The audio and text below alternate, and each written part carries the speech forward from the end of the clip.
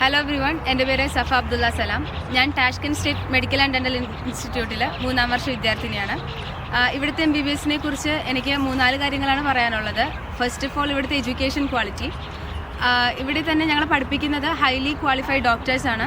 അതേപോലെ തന്നെ ഇവിടുത്തെ ഇൻഫ്രാസ്ട്രക്ചേഴ്സ്, അതേപോലെ ഹോസ്പിറ്റൽ ഫെസിലിറ്റീസ് എല്ലാം തന്നെ ഞങ്ങളുടെ സ്റ്റഡീസിന് നല്ല ഹെൽപ്ഫുള്ളാണ്.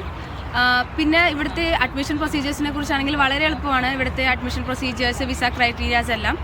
മെയിൻ കാര്യം എന്താണെന്ന് വെച്ച് കഴിഞ്ഞാൽ ഇവിടെ ഡൊണേഷൻ ഫീസ് ഇല്ല, അതേപോലെ തന്നെ അഡ്മിഷൻ ഫീസ് വളരെ കുറവാണ്.